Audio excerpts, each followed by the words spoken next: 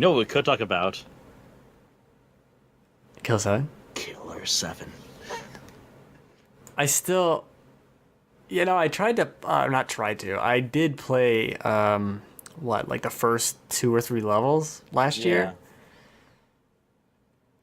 It's still... It's more adventure game puzzly than I remember. Like, in my mind. Mm-hmm. But... God, there's something special. There's something special about that game. Yeah. No, because what made me think of the game was towards the end of last year. John and I, for the rabbit hole, we did a top 10 PS2 games. So that was on my list, and I came across a Let's Play by I think Super Friend Guy is the streamer, who went through it all, and he went through it, like, all the supplemental material. He went through handing Killer 7 the comic and everything, and really, showed a lot of the trivia about it, which was really cool. A lot of little things that make it cool. So, yeah. If you're curious all about the game, man, check his Let's Play of it out. He goes through it all. Like, he goes through Killer 7. He also goes through Killer 8 as well, and then the one level of Hopper 7. Yeah, I remember that. Yeah. So it was an awesome playthrough. So it's one of those games that, like, you go back and play it and you're like, how did this ever even happen? Right. Like, even the weird story aside, the gameplay is just not even of any era. Like, just what is happening? Super Great Friend, that's the streamer. Yeah, super great friend. Okay. Who does a Let's Play of the whole thing.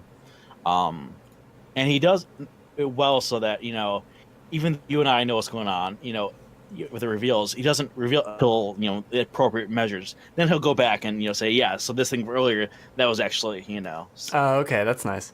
Because, the whole big reveal with, Garcian, Yeah, there's so many reveals in that. But that's the thing too. Okay, so I'm glad you said that, actually, because the reveal with Garcian is not a reveal. If you look at the box spoils the game. He's in the middle. Well, but if not even right. That, but they found him. Yeah, it says it on the box, like, oh, this is just personalities in it. Yeah, like, it outright spoils that whole thing, which was such a big moment. But you don't read the box, I guess. God. Well, no, I mean, the whole thing is, the whole multiple personality phenomenon was, Harmon, had personalities, but then, the weird thing is, I mean, he does physically manifest into it, so, Yeah, it's such yeah. Oh, yeah. wackadoo. Mm-hmm. My kids are being ridiculous. Thanks, Joel. Jeez.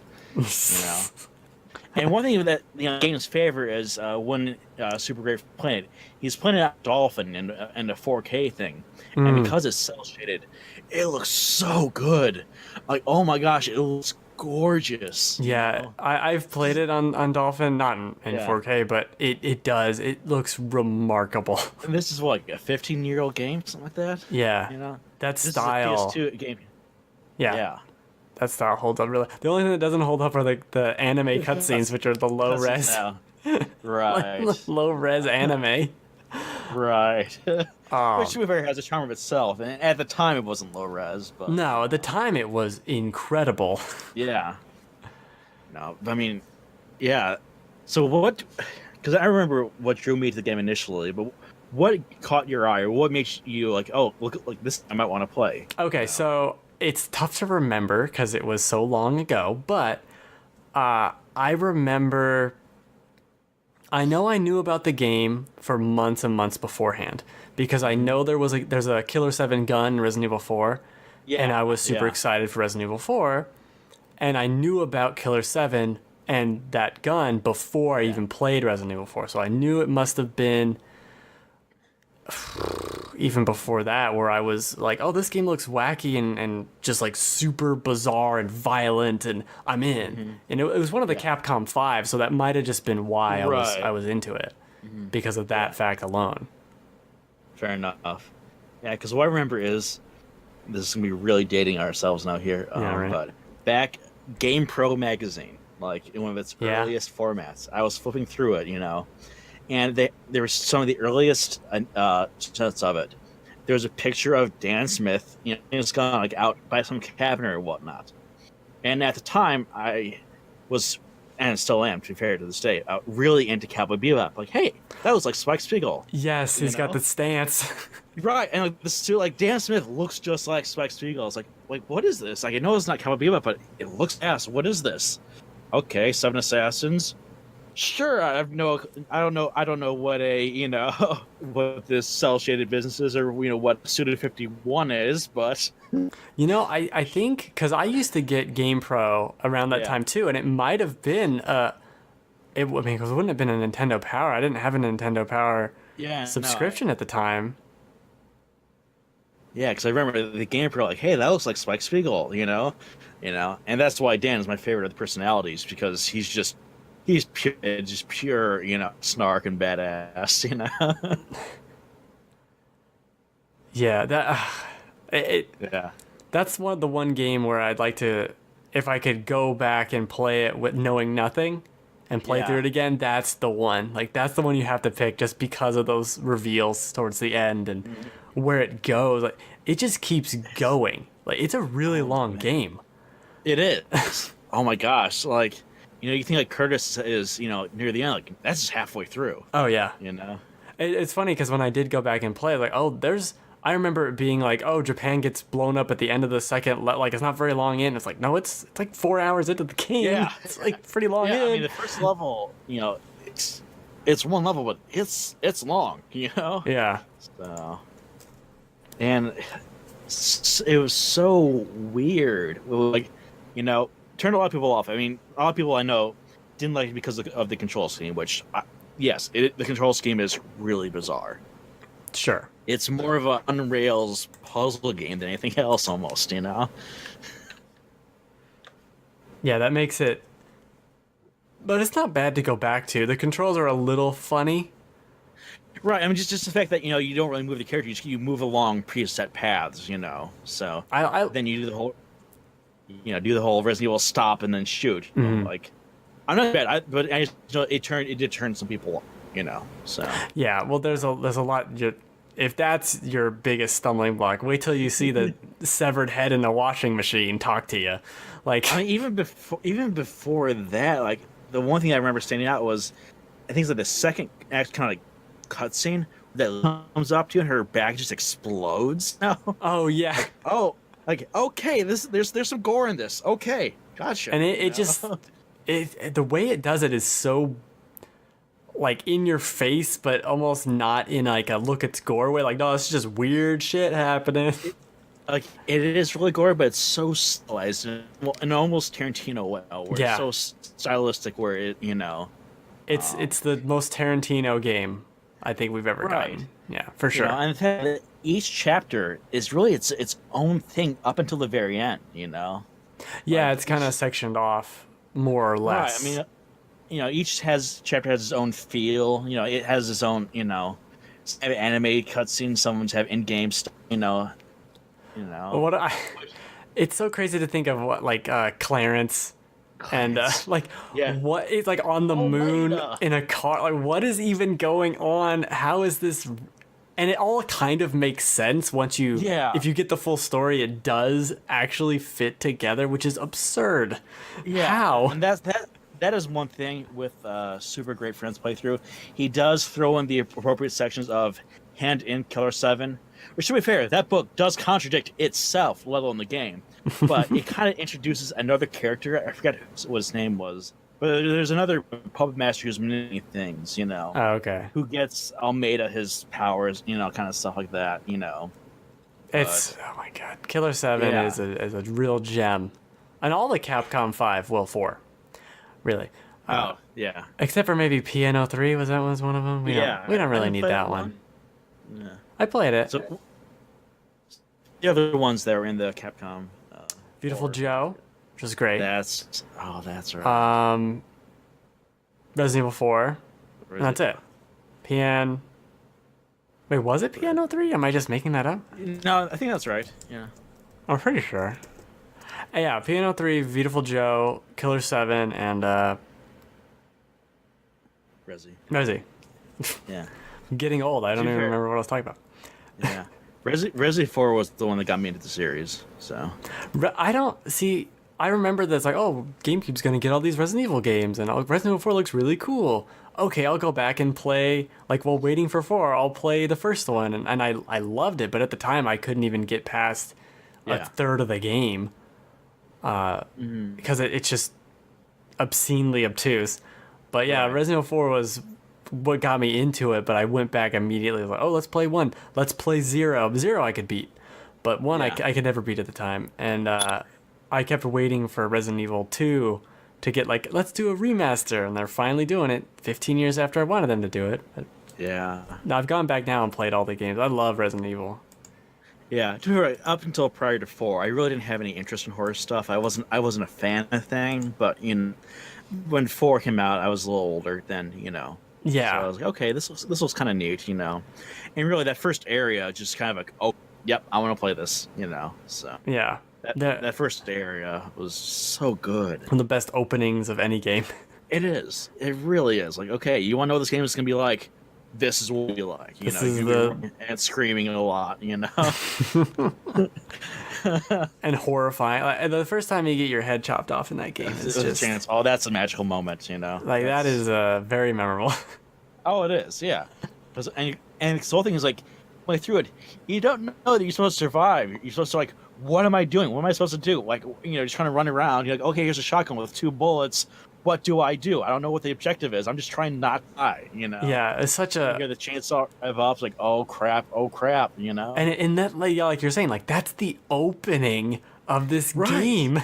It's absurd Yeah. that's how you opened it, and it did it so well too. Yeah. Because you very easily could have made that like an easy sequence or Right. whatever. Where it's like filled with Very tutorials or railroad, something. And yeah, it. So Thinking good. about other games that open well, obviously Mega X has a fantastic opening level. It really teaches you how to play the game and everything. Ego Raptor has an amazing video that analyzes every screen of that level. I think it was in his sequelitis. God of War 2's opening was awesome. I never played God of War 2. I don't think. It opens so with you fighting the reanimated Colossus of and that's the first level. Okay. It's an awesome opening. Then you get your ass kicked, then Zeus gives you a sword. Then you can proceed to beat the living hell out of the Colossus of Rhodes, and then that's the tutorial level. And then it just goes from there.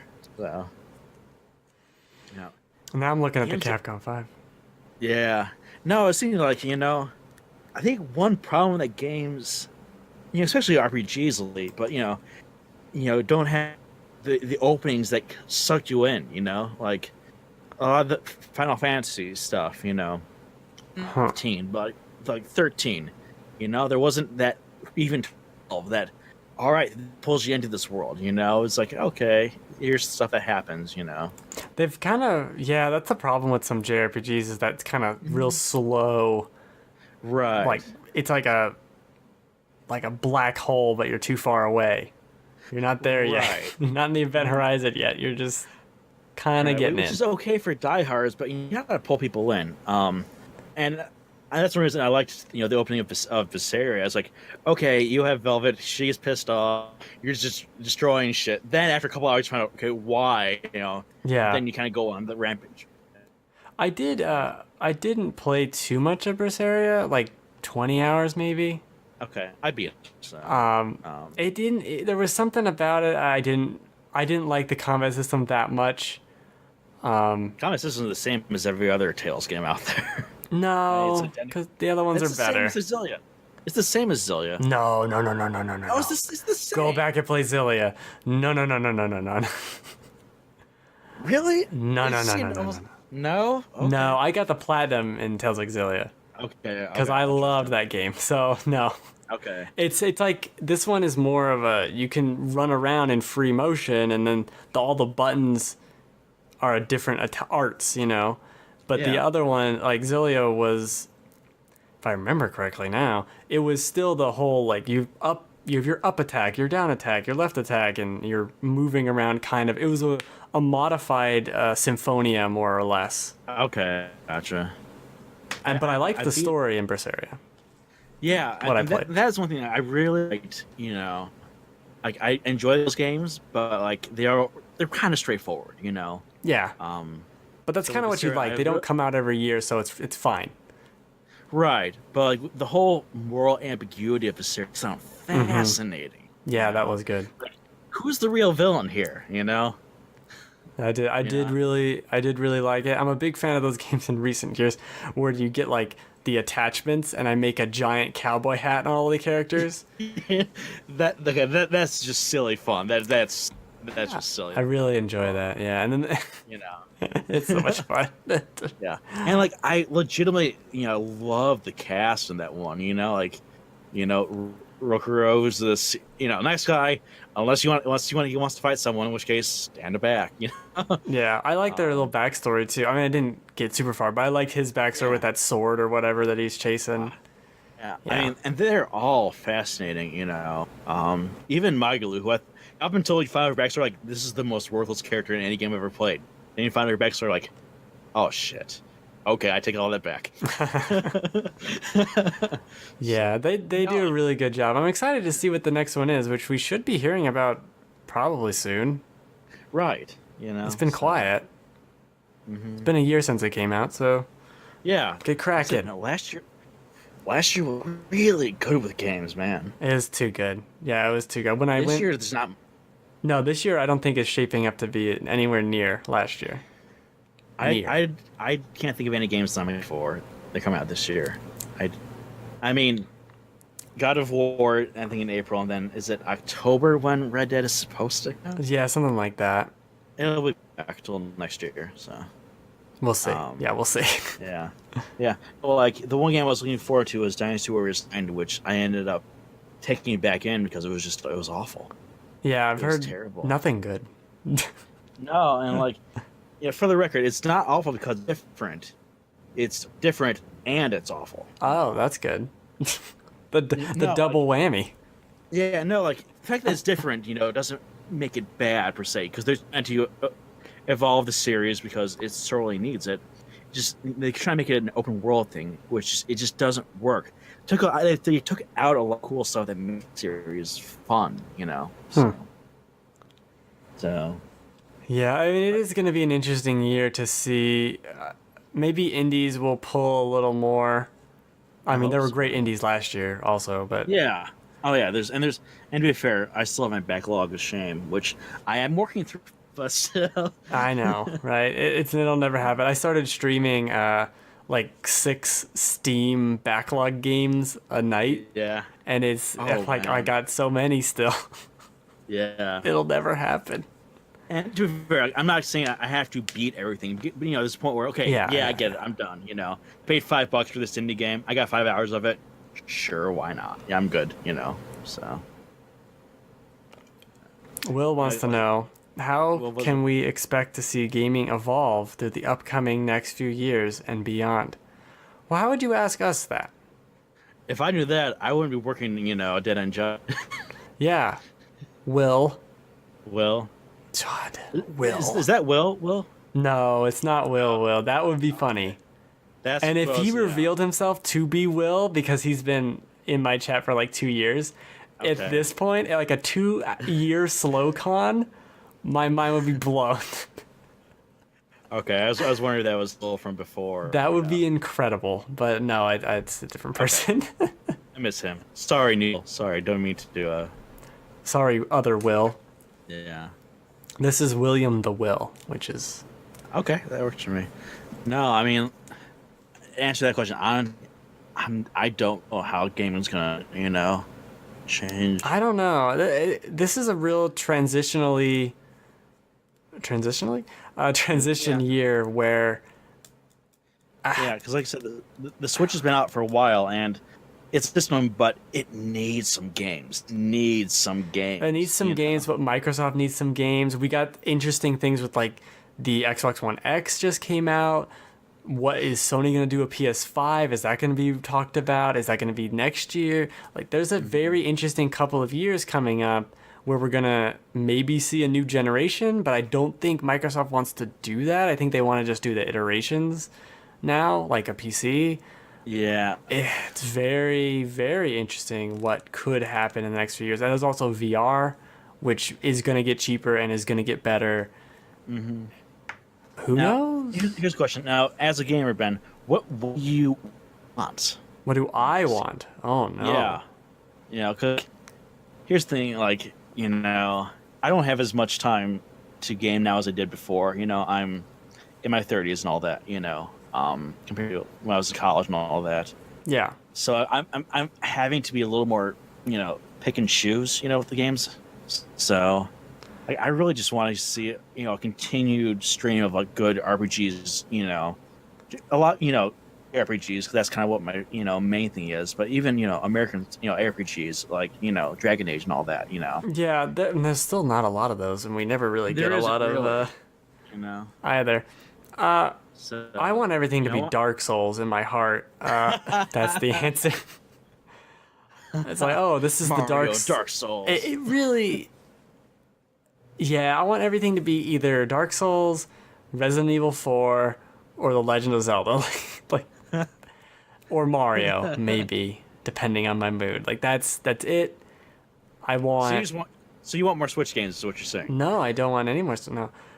Fine, yeah. If yes, that's fine. But I am a big PC guy, so no, Yeah. I don't want it on the Switch. I am all in on all Souls games though, forever. Like Neo was phenomenal, so we're gonna keep going on that train. I don't know what gaming will be in the next few years. I do. Yeah. It's a very interesting time. We just had one of the best years in gaming. Right. You know, I'm thinking it's like, okay. Where do you go? You know. Where do you go from here? Because you, like you said, I mean, I'm excited for Crackdown 3. I'm excited for Detroit. And then maybe a couple other things that I don't know about that we don't know the release date yet that are going to pop up. But really, it's a small sampling of games. It I is. I don't know what it's going to mean. Yeah. What are the ethical difficulties that could be faced with robots entering the competitive gaming arena? All right, Will, enough questions. That's the show. No, okay. That's it. We're not running some ethical different. Robots can't compete in I will esports. say this. I will allow robots to compete in esports if I can become a cyborg to compete on an equal level. Fair. If I can be a cyborg, robots are allowed. Yes. That's good. But I really don't care about esports, but my thing. So. Yeah, but if I can be a robot, I'm in. I will care about whatever you want me to care about if I can become a cyborg. So. Exactly. 100%. I think we're in agreement there. Yeah, you tell me what to care about if I can become a Borg. You know, I've seen enough of, you know, Deus Ex and, you know, Blair. Yeah. You know, I'm ready for this dystopia where I can become a hard-boiled cyborg detective. Hell yeah. Yes, exactly. Tell me the steps I need to do, and I will go through them, and then I can be a robot. Sounds good to me. I will say what you want me to say. You know, give me my robot. You know, go gadget legs. Yeah, I'm down. Yeah. Any type of robot, as long as it's a good robot, not like some busted ass robot. It's not the robot from Lost in Space. Yeah, Danger Will Robinson. No, I don't want to be that robot. But yeah, this has been a lot of fun. I mean, this is like a little mini reunion almost. Yeah. Of the show from 17 years ago, and we were younger. Oh, man. Wow. It's crazy to think that was 4 or 5 years ago. At least, yeah. Yeah, at least, because it was like 2013. Yeah, a little bit before that. When did Destiny come out? Good God. Yeah. Everything is now. It's like, oh, Destiny 2, 2014. So 4 to 5 years. Yeah. That's fair. Great. Yeah, because I remember, oh man, we did a big podcast with the Avengers when the first movie. That was a big Oh deal, yeah, you that's know? right. Yeah, I don't think I was on that, but I remember you did that. Yeah. yeah. So That yeah, was that was fun. a long time ago. Yeah, But now But yeah, I mean, we got whatever the hell this is. yeah. But I will be glad to be part of again whatever the hell this. You know. The Ramble Cast. Usually there's a little more structure, not too much more, but a little bit more. Do you want Hey, to plug anything at the very end here? I will plug my own podcast. It's called the Rabbit Hole Podcast, rabbithole-podcast.com. It's me and my school friends John and whoever else will get on, just really talking the same as here, you know. So, you know, we talk, you know, video games, comics, movies, you know. Watchmen. It really is, you know. John is a guy I've known since I was about 30 years old, you know. We went to high school and college together and everything. And we've always been the same interest stuff. And we've tried a number of websites and stuff over the years.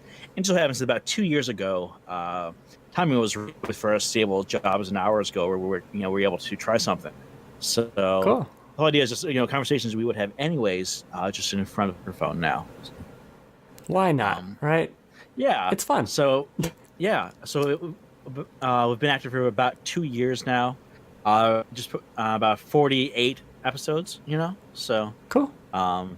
hopefully by the time we reach episode 50, we'll actually have some idea of what we're doing, but, you know. Hey, this is like episode 106 or something. I have no idea. I don't even know the number. Don't even know. No clue. It's the worst. Yeah. Yeah, but we have fun, you know, so stop on by, like I said, rabbithole-podcast.com, on your usual podcast places, iTunes, Facebook, Android store, Stitcher, all those places where you're supposed to be if you like to cast pod. See, I don't even do that. I'm just like, whatever. Yeah. Just dump this Yeah. on YouTube with all my other garbage. Just- So if you liked this garbage, it's every Friday at 6 p.m. Pacific time, twitch.tv/TheGameFanatics Live, or on my YouTube. Merry Christmas. On Monday, we have Live with the Game Fanatics, which is Joel's show, hopefully, unless his kids have eaten him and taken his Switch to play all the games, which I think could be what is happening. Can't fault them for that, you know? I mean, The kids? No. The cannibal kids? No. We cannot fault them for that, no. they're facing, you know, this time, so. It's feast time for the vampire children. Oh, man. Don't make me go back to the schools. Don't make me go back there. No.